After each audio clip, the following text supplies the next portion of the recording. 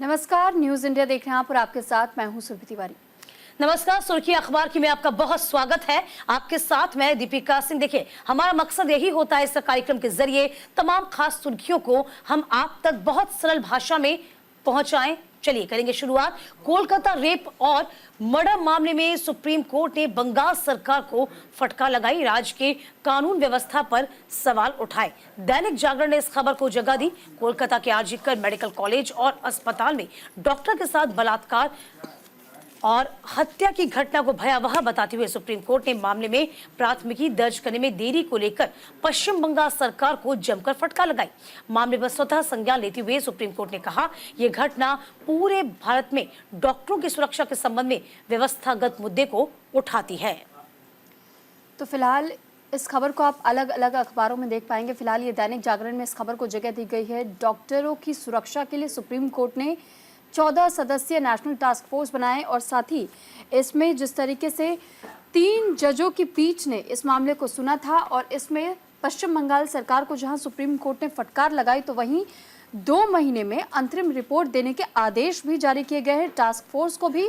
और साथ ही साथ जो सीबीआई की जांच इस मामले में हो रही है, सीबीआई को भी ये कहा गया है कि इस मामले की जांच और ज्यादा गहनता से की जाए, लेकिन जल्द से जल्द इस मामले में रिपोर्ट तैयार होनी चाहिए। साथ ही उस कॉलेज अस्पताल पर भी सवाल उठाए गए हैं, यानी आरजीकर का हम जिक्र कर रहे हैं। आरजीकर अस्पताल पर भी ये सवाल उठाए गए कि आखिर इतनी देरी से एफआईआर दर्ज क्यों करवाई गई और पहले से सुसाइड बताने की कोशिश क्यों की गई डॉक्टर्स की ओर से। साथ ही साथ ये भी पूछा गया कि आखिर इस कॉलेज और जो अस्पताल भी है, ऐसे में उस प्रिंसिपल की नियुक्ति कहीं और के लिए ट्रांसफर क्यों की गई, जब उसको भी संदेह के घेरे में रखा जा रहा था। तो कई ऐसे बड़े सवाल भी पूछे गए और एक तय सीमा दे दी गई है ताकि इस केस की जांच को और ज्यादा जल्दी सुलझाया जा सके। देखिए, स्वतः संज्ञान लेने वाले chief justice of India DY Chandrachud की अध्यक्षता वाली पीठ ने यह भी कहा कि अगर महिलाएं काम पर नहीं जा पा रही हैं और काम करने की स्थितियां सुरक्षित नहीं हैं, तो हम उन्हें समानता से वंचित कर रहे हैं।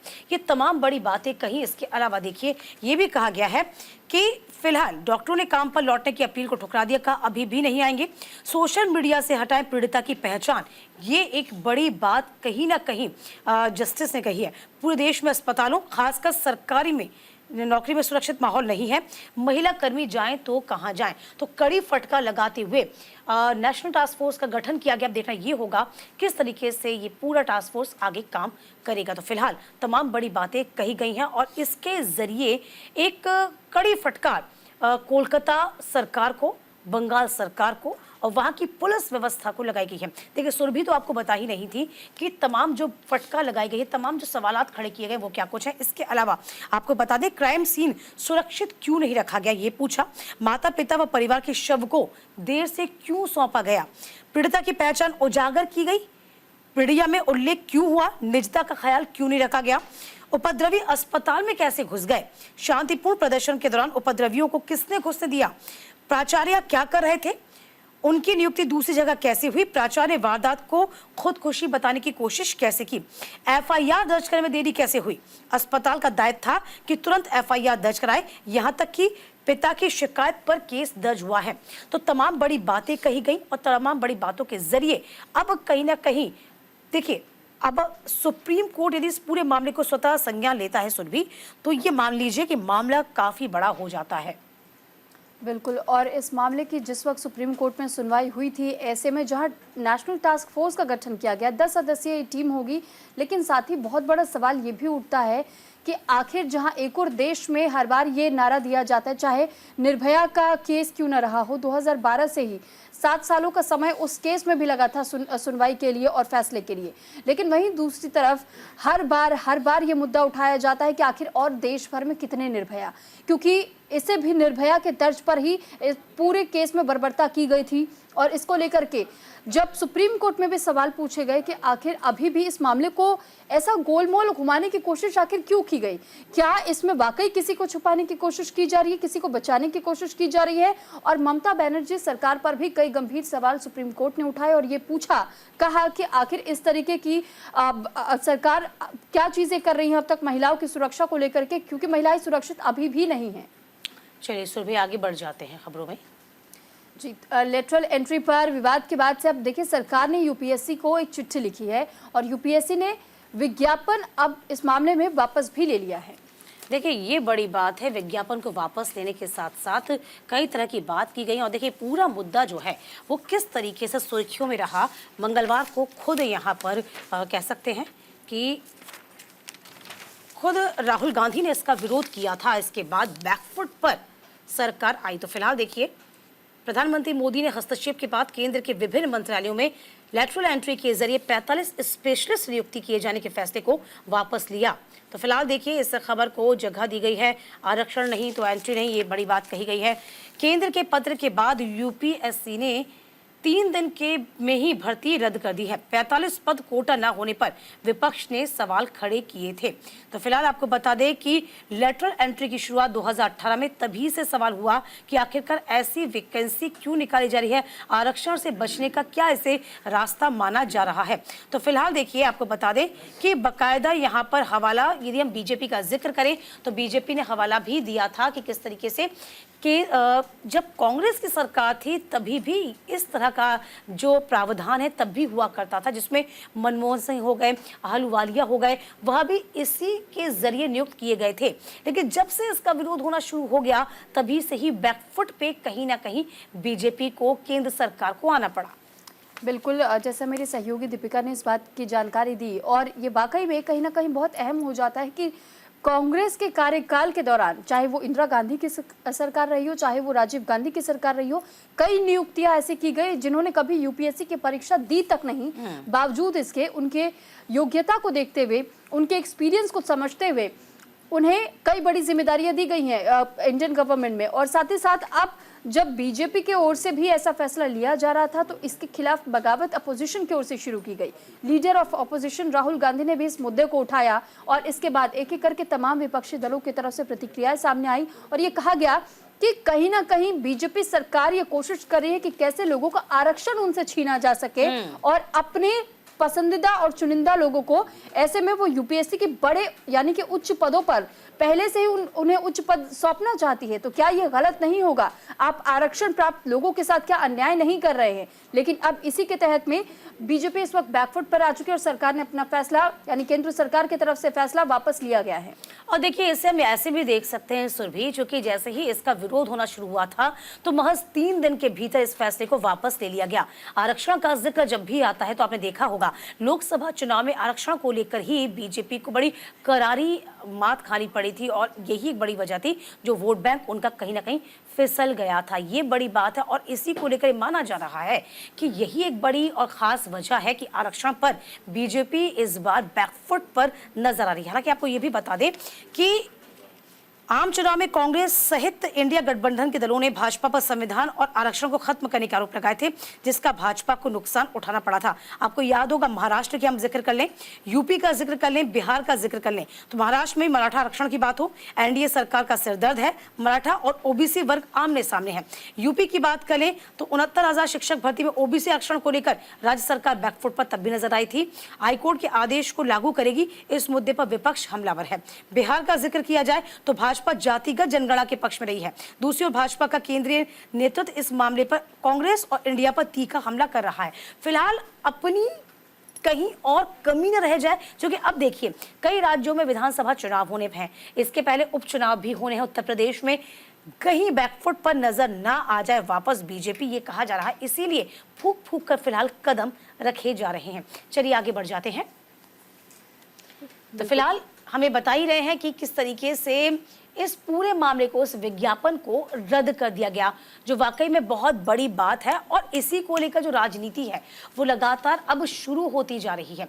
चलिए तो आपको बता दें कि लेटरल एंट्री पर विवाद के बाद सरकार ने यूपीएससी मामले में भी विपक्ष सरकार को घेरा है। राहुल ने, आपको बता दें, विपक्ष के दबाव के कारण ही सरकार ने फैसला लिया, ये राहुल गांधी का कहना है। द हिंदू ने इस खबर को जगह दी है।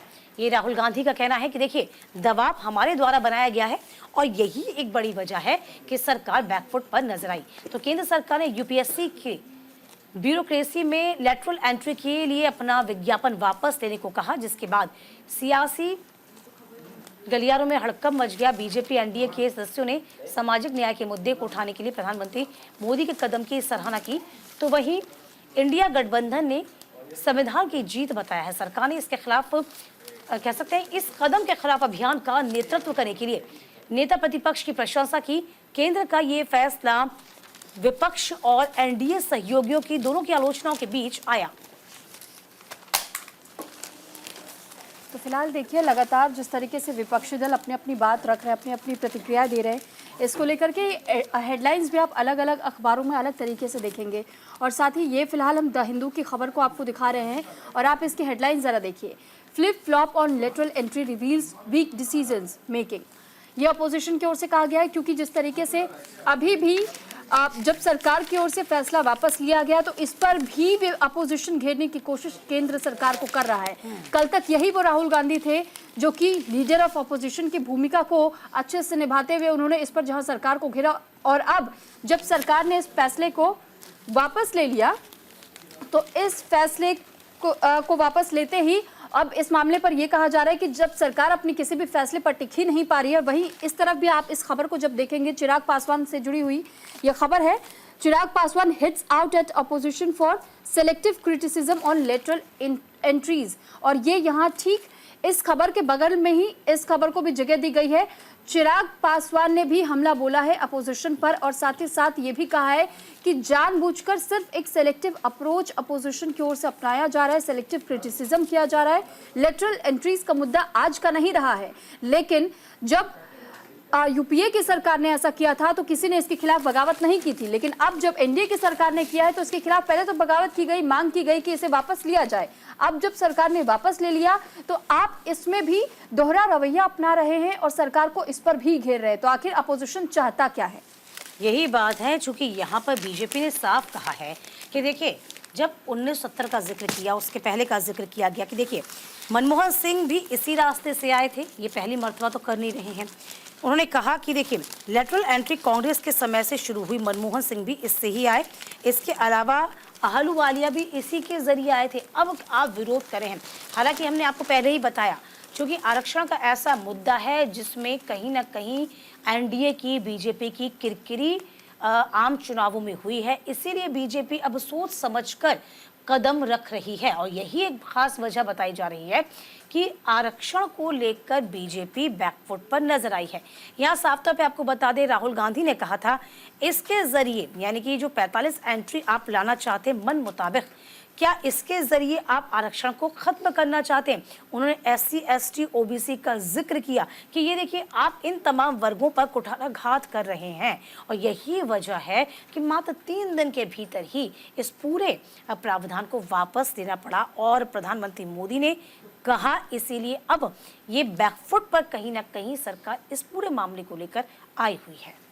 यहाँ तक कि द हिंदू के फ्रंट पेज पर ही बिल्कुल पहले पन्ने पर आपको यहाँ पर भी दिखाई देगा कि जितेंद्र सिंह के तरफ से भी एक बात का जिक्र किया गया है। उन्होंने भी कहा है कि देखिए अगर प्रधानमंत्री नरेंद्र मोदी की तरफ से फैसला लिया गया है तो इसमें कहीं कोई दो राय नहीं है। कॉन्स्टिट्यूशन के आधार पर हम चलने की कोशिश कर रहे हैं और जिस कॉन्स्टिट्यूशन का आधार विपक्ष अपने आप से कहता है, उन्होंने इसका कितना पालन किया ये विपक्ष क्यों नहीं समझ रहा। लेकिन ठीक इसी के बगल में यहाँ पर तेजस्वी यादव के बयान को भी कोट किया गया है और साथ ही साथ इसमें भी जिक्र किया गया है कि तेजस्वी यादव ने भी केंद्र सरकार को घेरा और केंद्र सरकार पर घेरते हुए कई सवाल उस पर उठाए हैं। और साथ ही उन्होंने ये तक कह दिया कि केंद्र सरकार चाहती ही नहीं है कि आरक्षण के तहत कभी कोई आगे बढ़े। वो नहीं चाहती है कि लोग सचिवालय तक पहुंचे, लोग शौचालयों तक ही सीमित रह जाए। ये ऐसा बयान जारी किया गया था तेजस्वी यादव की तरफ से। अब आप ऐसी मानसिकता को समझ सकते हैं कि अपोजिशन इस वक्त सिर्फ और सिर्फ इसे मुद्दा बनाने की कोशिश कर रहा है। पहले तक ये मुद्दा था कि इसे वापस लिया जाए, अब जब वापस ले लिया गया है फैसला तो इस पर भी कहीं ना कहीं विरोध जाहिर किया जा रहा है कि आखिर ये कैसी सरकार जो अपने फैसले पर टिक नहीं पा रही है। बिल्कुल, चलिए आगे बढ़ जाएंगे। 1992 अजमेर रेप केस में जयपुर पॉक्सो कोर्ट का बड़ा फैसला आया। सभी 6 आरोपी दोषी करार दिए गए, उम्र कैद की सजा सुनाई गई है। अजमेर के बहुचर्चित ब्लैकमेल रेप कांड मामले में पॉक्सो न्यायालय संख्या 2 ने अपना फैसला दिया है। कोर्ट ने सभी आरोपी नफीस चिश्ती, नसीम उर्फ टार्जन, इकबाल भाटी, सलीम चिश्ती, सोहेल गनी, सैयद जमीर हुसैन को दोषी करार देते हुए उम्र कैद की सजा सुनाई है। 30 लाख का जुर्माना लगाया गया है। देखिए 1992 में ये पूरा मामला घटित हुआ था और आपको हम वो खबर भी दिखा रहे हैं। इस खबर के जरिए आप समझिए कि रेप केस का मामला था जिसने सभी को हिलाकर रख दिया था। किस तरीके से लगभग 250 से 300 युवतियों को ब्लैकमेल किया गया था। अब 2024 में फैसला आया है, सजा अब सुनाई गई है। इस खबर को जगह दी गई है यहाँ पर। Delayed justice, 6 given life terms after 32 years for Ajmer rape cases. A POSCO court in the Jaipur of the Tuesday awarded the life imprisonment in the 6 accused in 1992 Ajmer rape case, in which more than 100 females school and the college students were the blackmailed using obscene photographs and the sexual assaulted. तो आप समझ पाएंगे उस वक्त का सुरभि ये case जिसने सभी को हिलाकर रख दिया था। एक नहीं, दो नहीं, बल्कि 250 से लेकर 300 राजस्थान की स्कूल की, कॉलेज की ऐसी लड़कियां थीं जिनको ब्लैकमेल किया गया, जिनको असॉल्ट किया गया सेक्सुअल तरीके से। देखिए, इसलिए कहा जाता है, एक कहावत है कि denied justice, delayed justice is a denied justice. लेकिन कहीं ना कहीं आप अगर इस पूरी खबर को ध्यान से देखेंगे, समझने की कोशिश करेंगे, अब तक इस मामले में पहले ही सुप्रीम कोर्ट की ओर से 9 आरोपियों को दोषी करार दिया जा चुका था। बाकी के 6 आरोपियों को बीते कल सुप्रीम कोर्ट की ओर से इस मामले पर सुनवाई करते हुए 32 सालों के बाद जहां दोषी करार देते हुए सजा का ऐलान किया गया, तो वहीं अब उम्र कैद की सजा काटनी होगी।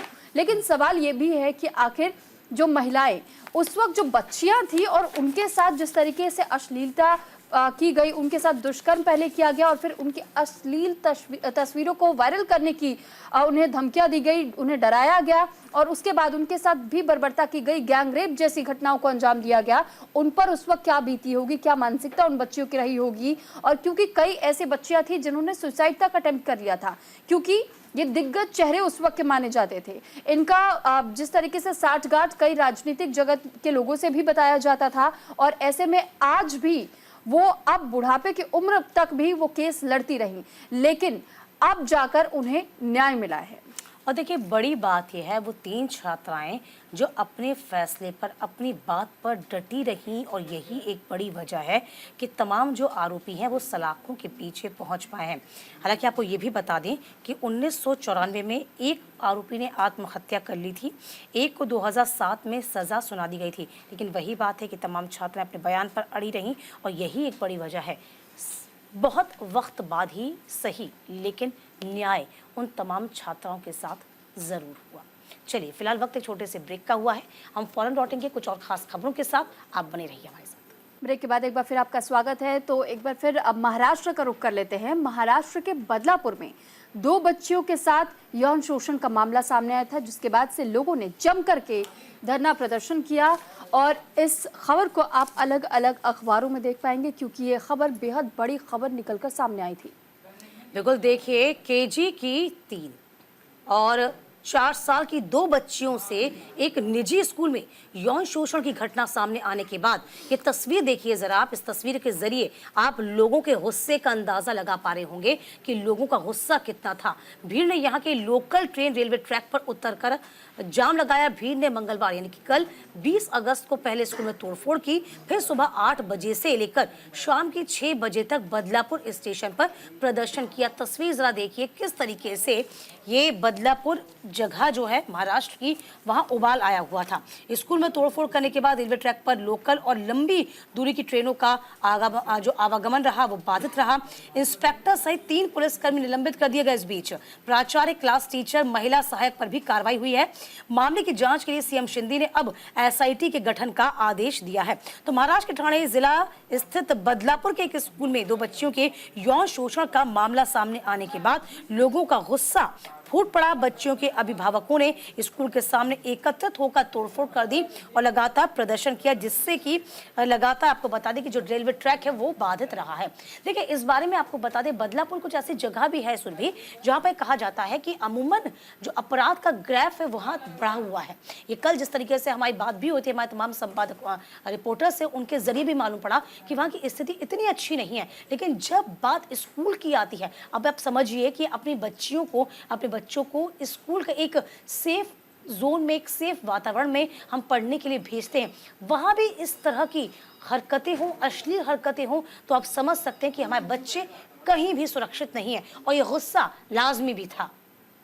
बिल्कुल, और साथ ही साथ सिर्फ इतना ही नहीं, लोगों का ही गुस्सा नहीं फूटा, बल्कि विपक्षी दलों की तरफ से भी कई बड़े सवाल उठाए गए। हालांकि एकनाथ शिंदे ने इस बात को लेकर के जरूर लोगों को आश्वस्त किया, उन अभिभावकों को आश्वस्त किया कि जल्द से जल्द इस मामले में कार्रवाई की जाएगी और कड़ा रुख अख्तियार किया जाएगा। उन आरोपियों को उनका दोष सिद्ध होते हैं, और क्या सिर्फ एक कर्मचारी था या कोई और भी इसमें शामिल थे, उन सभी के खिलाफ कार्रवाई की जाएगी और एक्शन लिया जाएगा। लेकिन इस बीच उद्धव ठाकरे ने भी सरकार को घेरते हुए कहा कि जिस वक्त हमारी सरकार थी, हम शक्ति विधेयक लाने की कोशिश कर रहे थे, लेकिन उस वक्त हमारी सरकार गिरा दी गई। सुप्रिया सुले ने भी इस मामले को लेकर के कहा कि हम सिर्फ सरकार से इतनी दरख्वास्त करेंगे कि अगर शक्ति विधेयक लाया जाता है तो ऐसे में महिलाओं और बच्चियों को सुरक्षा प्रदान करवाई जा सकेगी। लेकिन सवाल यही है कि नारे कई अब तक दिए जाते हैं, कई विधेयक भी ऐसे लाए जा चुके हैं, कानून को कड़ा करने की बात भी कह दी जाती है, लेकिन मानसिकता को हम कैसे बदलेंगे? बिल्कुल, देखो, ये जो जरूरी है, मानसिकता में बदलाव हम कह सकते हैं सुरभि, जरूरी है।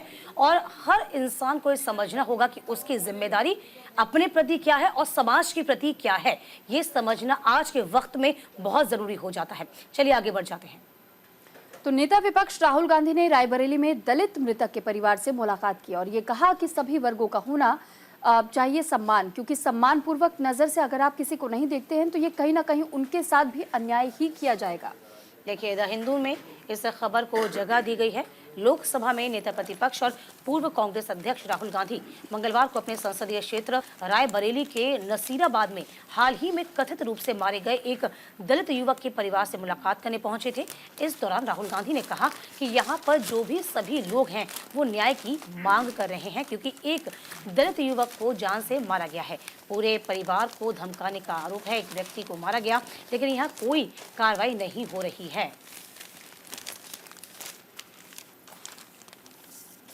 तो फिलहाल राहुल गांधी जिस वक्त इस परिजनों से मुलाकात करने के लिए पहुंचे, उस दौरान की इस तस्वीर को द हिंदू में जगह दी गई है। इस खबर को भी इस अखबार ने जगह दी है और साथ ही अलग अलग अखबारों में भी इस खबर को जगह दी गई है, क्योंकि अब तक रायबरेली में जिस तरीके से मौत के घाट उतारा गया शख्स को, ऐसे में दलित समुदाय के लोगों का यह आरोप है कि ऐसी घटनाएं होती रहती हैं। कभी मारपीट की खबरें आती हैं, कभी उन्हें दबाने की कोशिश की जाती है, लेकिन अब इस तरीके से जब मौत के घाट उतार दिया गया एक परिवार के शख्स को, तो और वो भी महज 22 साल का युवक, और उसको लेकर के अब यहाँ पर ये कहा जा रहा है कि राजनीति भी इस मामले में खूब हो रही है। और राहुल गांधी खुद मुलाकात करने पहुंचे थे, उस परिवार से उनका दर्द भी सुना और साथ ही साथ समझने की कोशिश की कि आखिर पीड़ित परिजनों की क्या कुछ मांग है। देखिए, बड़ी बात यह है कि इस पूरे मामले में जो आरोपी है उसे पकड़ा नहीं गया है और कहा जा रहा है कि जो दबंग हैं वो अभी भी खुलेआम घूम रहे हैं, और यही एक बड़ी वजह है जिसमें प्रदर्शन जो है वो लगातार किया जा रहा है। देखिए, कांग्रेस का डेलीगेशन मुलाकात कर चुका है, समाजवादी पार्टी के अध्यक्ष मिल चुके हैं, मुलाकात कर चुके हैं, और अब राहुल गांधी भी इस पूरे मामले को लेकर भुनाने की कोशिश कर रहे हैं। तो रायबरेली में दलित युवक अर्जुन सरोज की हत्या का प्रकरण अब राजनीतिक रंग ले रहा है। राहुल गांधी मंगलवार को अपने संसदीय क्षेत्र पहुंचे। हम पुलिस अध्यक्ष मास्टरमाइंड को बचा रहे हैं क्या, ये तमाम बड़ी बातें कहते हुए नजर आए हैं। हालांकि अभी देखना होगा कि अब उपचुनाव भी नज़दीक हैं, इसीलिए चाहे वो राज्य सरकार हो या फिर तमाम क्षेत्रीय पार्टियां हों, जिसमें हम कह सकते हैं समाजवादी पार्टी हो, सभी को इस वक्त राजनीति करने के मूड में नजर आ रही हैं और सभी को लग रहा है कि कहीं ना कहीं अपनी राजनीतिक रोटियां इस पूरे मामले को लेकर सेक ली जाए। चलिए आगे बढ़ जाते हैं। राज्यसभा में 12 में से 9 सीटें जाएंगी बीजेपी के पास। रणवीत बिट्टू राजस्थान से जाएंगी राज्यसभा। देखिए, हिंदुस्तान टाइम्स से इस खबर को जगह दी। बीजेपी ने 8 राज्यों की 9 राज्यसभा सीटों पर होने वाले उपचुनावों के लिए उम्मीदवारों की लिस्ट जारी कर दी है। केंद्रीय मंत्री ने इस बात को लेकर कहा है। देखिए, लिस्ट भी जारी की। केंद्रीय मंत्री रवनीत सिंह बिट्टू राजस्थान से बीजेपी के कैंडिडेट होंगे, बिहार से मनन कुमार मिश्रा होंगे, हरियाणा से किरण चौधरी होंगी, मध्य प्रदेश से केंद्रीय मंत्री जॉर्ज कुरियन उम्मीदवार होंगे। तो फिलहाल देखिए, विद 9 सीट्स बीजेपी में बैक मेजर चंक्स इन आरएस बायपोज। तो फिलहाल देखिए, अब चूंकि राज्यसभा की 9 सीटों के लिए कमर कस ली गई है और यही एक बड़ी वजह है, राज्यसभा में 12 में से 9 सीटें बीजेपी के पास जाएंगी। रवनीत बिट्टू राजस्थान से राज्यसभा जाएंगे और ये लिस्ट बाकायदा जारी हुई। बीजेपी ने 8 राज्यों की 9 राज्यसभा सीटों पर होने वाले उपचुनावों के लिए उम्मीदवारों की लिस्ट भी जारी कर दी है। और देखिए, सुरभि भी इस खबर को आप तक पहुंचा रही हैं। तो फिलहाल ये जो खबर है द हिंदू और हिंदुस्तान टाइम्स आप दोनों में पढ़ पाएंगे और साथ ही साथ अलग अलग अखबारों ने भी इस खबर को जगह दी है, क्योंकि इस वक्त जहां कई ऐसे राज्य हैं जहां पर विधानसभा चुनाव होने हैं, तो अब इसी को हेडलाइन बनाया गया है कि कैसे 9 सीटों पर खासतौर पर बीजेपी का ध्यान केंद्रित है और राज्यसभा के लिए भी ये कोशिश जारी है कि कैसे बीजेपी इन 9 सीटों पर काबिज हो सके, क्योंकि भारतीय जनता पार्टी की ओर से ये कोशिश है कि जिस तरीके से 12 राज्यसभा की जो सीटें हैं उसमें से 9 किसी भी तरीके से बीजेपी के खाते में जरूर आ जाए और बिल्कुल निश्चिंत इस सीट को लेकर के नजर आती है। 9 सीटों को लेकर के बीजेपी नजर आ रही है और इसी वजह से जो पूरा गेम है उस गेम को इस बार के विधानसभा चुनाव के दौरान बीजेपी बदलने की कोशिश कर रही है, क्योंकि लोकसभा चुनाव के दौरान हमने देखा कि बेहद अच्छा प्रदर्शन, बेहद शानदार प्रदर्शन नहीं रहा और कई ऐसे अब तक के फैसले भी हैं जिन पर लगातार इन्हीं विधानसभा चुनाव के मद्देनजर ध्यान रखा जा रहा है कि इसका असर विधानसभा चुनाव पर न पड़े और बीजेपी को इससे कहीं ना कहीं फायदा जरूर हो। हालांकि एनडीए भी अभी तक एनसीपी और आरएलएम पर जिस तरीके से अलाई कर रहा है और उस पर कहीं ना कहीं निर्भर कर रहा है, तो अब ये देखना है कि क्या जो तमाम पार्टियां एनडीए के साथ में जुड़ी हुई हैं उनके तरफ से पूरा समर्थन मिलता है। और 87 ऐसे मेंबर्स हैं जो कि बीजेपी के ओर से राज्यसभा सीटों के लिए चुनावी मैदान में होंगे और साथ ही कांग्रेस की ओर से भी 27 एमपीज पर खासतौर पर भरोसा जाहिर किया जा रहा है कि इस बार कांग्रेस भी कोशिश करेगी कैसे उनके हक में भी ये अहम सीटें आने पाए, यानी कि कई ऐसी सीट्स है जो कि हॉट सीट मानी जा रही है विधानसभा चुनाव के तहत और इस पर यह लड़ाई 2 बड़ी पार्टियों के बीच में हो सकती है। त्रिकोणीय मुकाबला इसे नहीं माना जा सकता है, लेकिन कांग्रेस और बीजेपी आमने सामने की टक्कर में जरूर देखी जाएगी। चलिए, खाता जो पड़ला है वो कहीं ना कहीं हम कह सकते हैं बीजेपी का फिलहाल भारी नजर आता है। बढ़ते हैं आगे सुरभि। तो वहीं महाराष्ट्र की अब खबर हम आपको बता देते हैं। महाराष्ट्र में महाविकास आघाड़ी की बड़ी बैठक है। मल्लिकार्जुन खड़गे ने चुनावी कैंपेन की शुरुआत की। इस खबर को भी अलग अलग अखबारों ने जगह दी है और भारत रत्न पूर्व प्रधानमंत्री राजीव गांधी की जयंती को कांग्रेस ने धूमधाम से मनाया। तो साथ ही षणमुखानंद ऑडिटोरियम में बड़ी बैठक का आयोजन इस दौरान किया गया था। महाराष्ट्र प्रदेश और मुंबई डिविजनल कांग्रेस कमेटी की ओर से आयोजित बैठक में राष्ट्रीय अध्यक्ष और राज्यसभा के नेता प्रतिपक्ष मल्लिकार्जुन खड़गे, कांग्रेस प्रदेश अध्यक्ष नाना पटोले, मुंबई कांग्रेस अध्यक्ष एमपी वर्षा गायकवाड़ शामिल हुए। इसके अलावा पूर्व मुख्यमंत्री और शिवसेना यानी यूबीटी के प्रमुख उद्धव ठाकरे, एनसीपी प्रमुख सांसद शरद पवार, महाराष्ट्र प्रभारी रमेश चेन्निथला, विधायक दल के नेता बालासाहेब थोराट, विपक्ष के नेता विजय वडेट्टीवार, विधान परिषद समूह के नेता सतेज बंटी पाटिल सहित प्रमुख नेता और पदाधिकारी भी इस दौरान उपस्थित रहे। देखिए, काफी संख्या में तमाम जो नेता हैं वो उपस्थित रहे थे, जो कि with MV alliance by his side खड़गे kicks off the poll campaigning in the Maharashtra. अब देखिए, विधानसभा चुनाव चूंकि नजदीक है और इसी को लेकर जो मेजोरिटी है वो उसे बनाने की कोशिश की जा रही है। तो Congress president says Narendra Modi heads a minorities government at the centre cause BJP as a poison as the urge people to avoid it. It is your responsibility to bring us back to power in Maharashtra.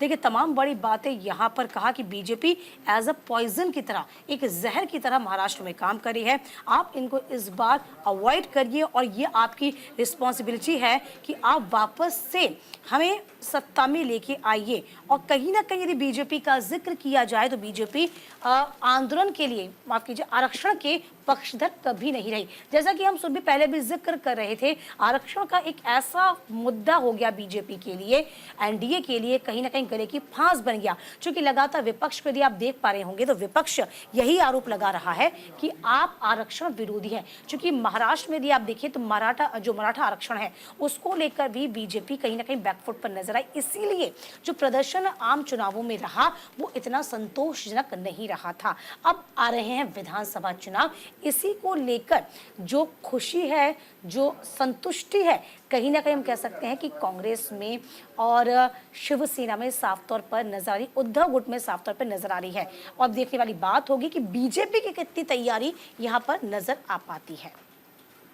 तो अब चलिए खबरों में आगे बढ़ेंगे। पूर्व प्रधानमंत्री राजीव गांधी की जयंती को पूरे देश में मनाया गया, जहां पीएम मोदी और नेता विपक्ष राहुल गांधी ने भी उन्हें याद किया। देखिए दैनिक जागरण ने इस खबर को जगह दी है। इस अवसर पर उनके बेटे और नेता प्रतिपक्ष राहुल गांधी ने दिल्ली पहुंचकर वीरभूमि पहुंचे, उन्हें श्रद्धांजलि अर्पित की। आज दिल्ली में सुबह से जो बारिश हुई थी, कल आपको बता दें, उसी के चलते अपने पिता के समाधि स्थल पहुंचे। देखिए कल उनकी ये पुण्यतिथि थी, जो कि कल के ही अखबार में इसको छापा गया, जिसको आज हम देख पा रहे हैं।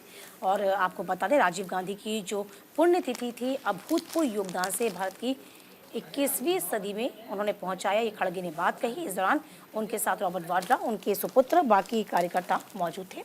राहुल गांधी के अलावा पार्टी के राष्ट्रीय अध्यक्ष मल्लिकार्जुन खड़गे, पूर्व पीएम उनकी जयंती पर उनको नमन करते नजर आए। इसके अलावा पीएम मोदी ने भी अपने एक्स हैंडल पर राजीव गांधी को याद किया, नमन किया।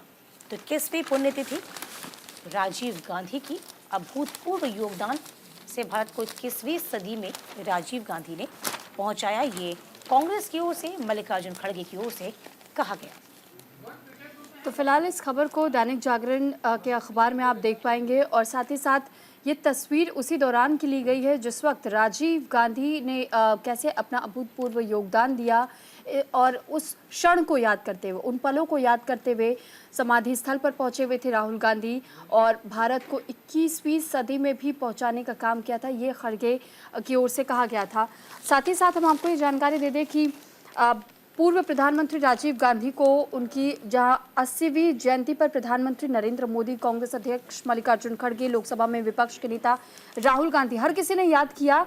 तो वहीं ये तस्वीर जो इस वक्त आपने देखी, इस अखबार में जो जगह दी गई है, दरअसल नई दिल्ली स्थित पूर्व प्रधानमंत्री राजीव गांधी के स्मारक वीर भूमि पर अपने दिवंगत पिता को याद करने के दौरान राहुल गांधी वहां पहुंचे हुए थे, उन्हें श्रद्धांजलि अर्पित की और उसी वक्त की ये तस्वीर हमने आपको दिखाई, जिसे जगह दी है दैनिक जागरण ने भी। और कहीं ना कहीं राहुल गांधी ने इस बात का जिक्र भी किया, उन्होंने कहा कि एक पोस्ट, माफ कीजिएगा, साझा किया था, करुणामय व्यक्तित्व और सौहार्द और सद्भावना के प्रतीक मेरे पिता, आपकी सीख मेरे लिए प्रेरणा है और भारत के लिए आपके सपने मेरे अपने हैं।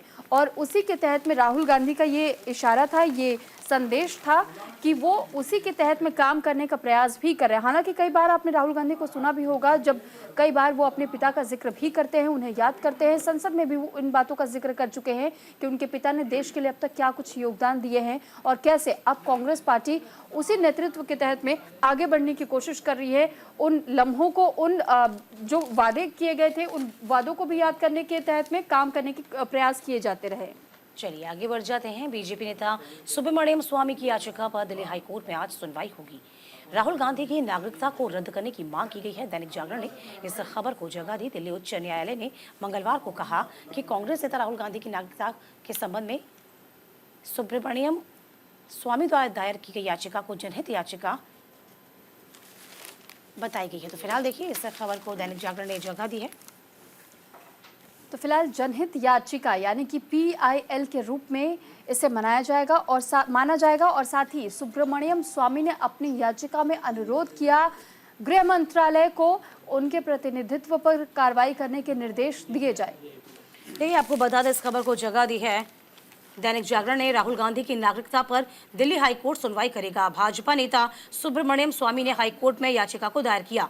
हाईकोर्ट ने स्वामी की याचिका को जनहित याचिका में बदल दिया है। तो दिल्ली में आपको बता दें कि भाजपा नेता सुब्रमण्यम स्वामी की कांग्रेस नेता राहुल गांधी की भारतीय नागरिकता को रद्द करने की मांग वाली याचिका पर अब जनहित याचिका में सुनवाई की जानी है। न्यायमूर्ति संजीव नरूलक में इन्हें इस मामले को जनहित याचिकाओं की सुनवाई करने वाली रोस्टर बेंच को भेजा है। 16 अगस्त को दायर याचिका में स्वामी ने अदालत से अनुरोध किया था कि वह राहुल गांधी की नागरिकता रद्द करने के लिए गृह मंत्रालय को निर्देश दें। 26 सितंबर को इसकी सुनवाई होनी है। तो फिलहाल कोर्ट ने स्वामी से पूछा, जरा ये भी जान लीजिए, इस तरह के मामले में उनका कानूनी रूप से स्वीकार्य अधिकार क्या है। यदि कोई सार्वजनिक हित शामिल है तो मामले पर विचार किया जा सकता है। अदालत ने स्वामी से कहा कि मामले में कोई कानूनी रूप से स्वीकार्य अधिकार नहीं मिल पाया है जिसे लागू किया जा सके। इस पर स्वामी ने कहा कि अगर अदालत को लगता है कि याचिका को जनहित याचिका के रूप में सुना जाना चाहिए तो अदालत के अधिकार क्षेत्र में है, वह इस याचिका पर सुनवाई करने के लिए पीठ भेजेंगे। तो फिलहाल आपको बता दें, इस पूरे मामले में 26 सितंबर को अगली सुनवाई होगी। तो वहीं इसी के साथ आप खबरों में आगे बढ़ेंगे और खबर दिल्ली से जुड़ी हुई है, जहां दिल्ली में भारी बारिश से जलभराव की स्थिति कई जगहों पर देखने को मिली है और आवागमन भी कैसे ठप रहा उसकी तस्वीर भी हमने आपको कल भी दिखाई थी। देखिए, आपको बता दें, हर पेपर ने इस खबर को जगह भी दी। राष्ट्रीय राजधानी यदि मंगलवार की बात करते हैं, सुबह भारी बारिश हुई थी और भारी बारिश की वजह से दिल्ली एनसीआर की तमाम जो सड़कें हैं जल भराव हो गया और जो सड़कें हैं लबालब भरती नजर आई हैं। और देखिए, एनबीटी ने इस खबर को जगह दी है। आपको बता ही रहे हैं किस तरीके से भारी वर्षा के कारण पानी जो है वो अंडरपास में भर गया। और तस्वीर जो आप देखेंगे, तस्वीरें आपको समझ में आ पाएंगी। अब तस्वीर देखिए, रोड की स्थिति देखिए, भारी बारिश के चलते रोड जाम हो गया।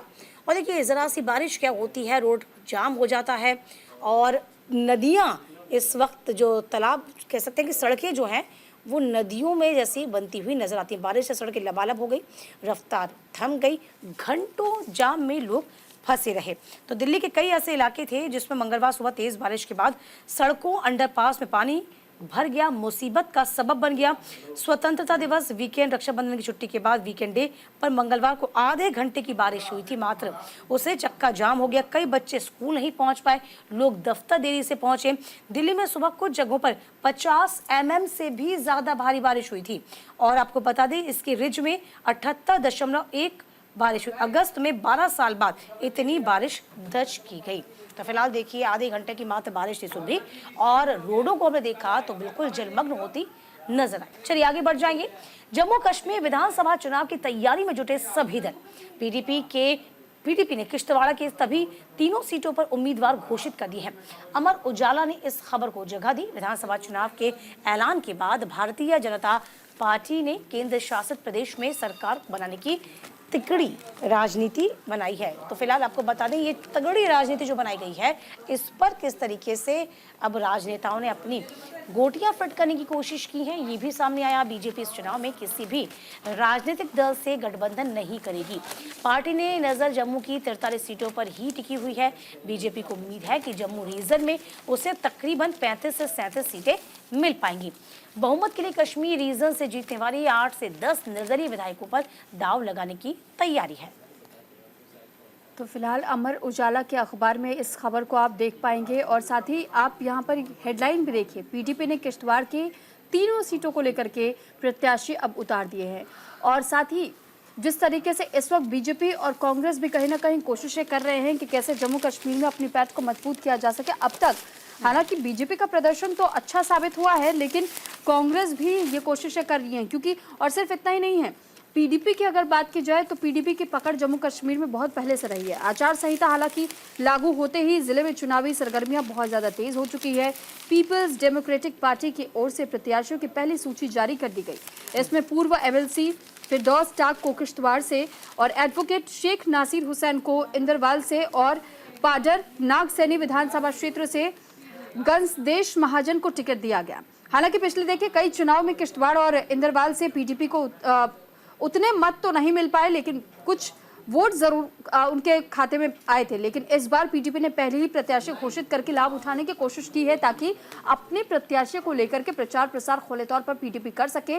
पिछली बार की गलती पीडीपी नहीं करना चाहती है और इसी वजह से अभी उन नामों को की घोषणा कर दी गई है ताकि आम लोगों को इन नामों के साथ में पहचान करवाई जा सके और समय रहते अपने जो मुद्दे हैं आम जनता तक पहुंचाई जा सके। तो इन तीनों सीटों से आम जनता को बीजेपी और नेशनल कॉन्फ्रेंस की ओर से प्रत्याशियों के घोषित होने का अभी भी इंतजार है। यानी सिर्फ पीडीपी ने ही अपने उम्मीदवारों की घोषणा की है, लेकिन अभी भी जो 3 सीटें हैं बीजेपी और नेशनल कॉन्फ्रेंस की ओर से अभी भी इस पर उम्मीदवार नहीं उतारे गए हैं। देखिए, धारा 370 हटने के बाद से ही मोस्ट अवेटेड हम इलेक्शंस कह सकते हैं, तो उसमें कोई अतिशयोक्ति नहीं होगी। सभी ने तमाम तैयारी कर रखी है। बीजेपी ने इस बार किसी से कोई गठबंधन नहीं किया हुआ है। बीजेपी का मानना है कि 35 से 37 सीटें उनके पाले में आ सकती है, क्योंकि जो माहौल है वो उनके फेवर में है, ऐसा बीजेपी का कहना है। लेकिन क्षेत्रीय पार्टियों को भी हम कमतर नहीं आंक सकते हैं। क्षेत्रीय पार्टियां अभी से ही तमाम तैयारियों में जुट चुकी हैं। देखिए, इलेक्शन का जिक्र किया जाए और जो हालात इस वक्त बने हुए हैं जम्मू कश्मीर के, हालांकि सेना जो है वो आतंकवादियों का मुंहतोड़ जवाब दे रही है, लेकिन अब जो इलेक्शन है, जो चुनाव है, बहुत ही लाजमी भी है, जरूरी भी हो जाते हैं। चलिए आगे बढ़ जाते हैं सुरभि। तो बिल्कुल देखिए, पीएम मोदी और मलेशिया के प्रधानमंत्री अनवर इब्राहिम के बीच मुलाकात हुई। दोनों देशों के बीच में समझौते भी हुए। कई मामलों को लेकर इंडियन एक्सप्रेस ने इस खबर को जगह दी है। देखिए, नरेंद्र मोदी और उनके मलेशियाई समकक्ष अनवर इब्राहिम के बीच व्यापार, निवेश, रक्षा समेत विभिन्न क्षेत्रों पर गहन बातचीत के बाद भारत और मलेशिया ने मंगलवार को फैसला किया कि दोनों देश द्विपक्षीय संबंधों को समग्र राजनीतिक और रणनीतिक साझेदारी के स्तर तक ले जाएंगे। तो फिलहाल देखिए किस तरीके से यहाँ पर तस्वीरें सामने आई हैं।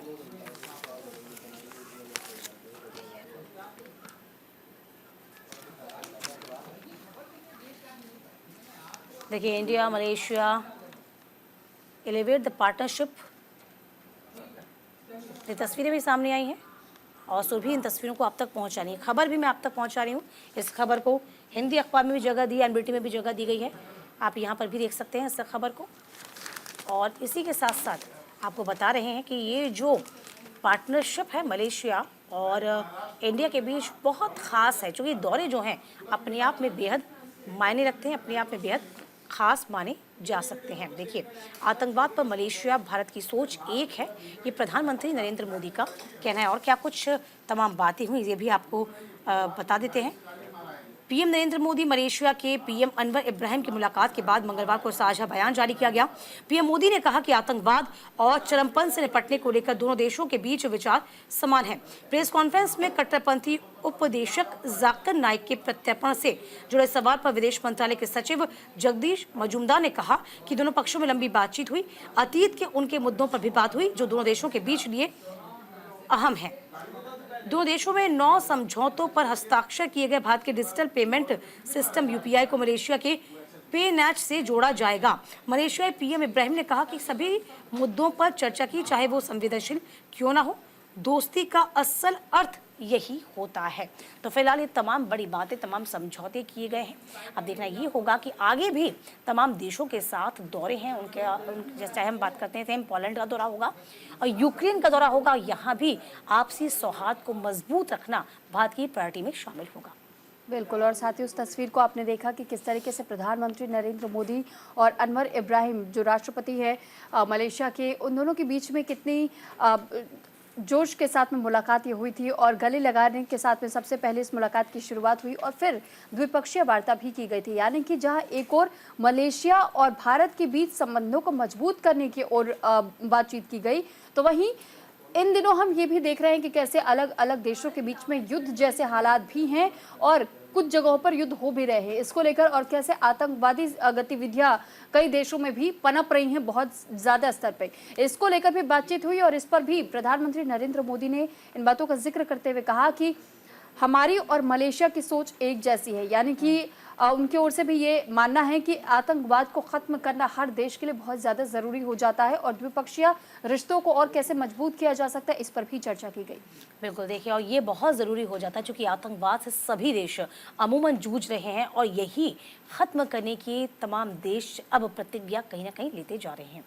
आप सभी का बहुत बहुत शुक्रिया हमारे साथ जुड़ने के लिए। आज अखबार की सुर्खियां में आज के लिए बस इतना ही। हम फिर हाजिर होंगे तमाम खास खबरों के साथ। आप देखते रहिए न्यूज़ इंडिया।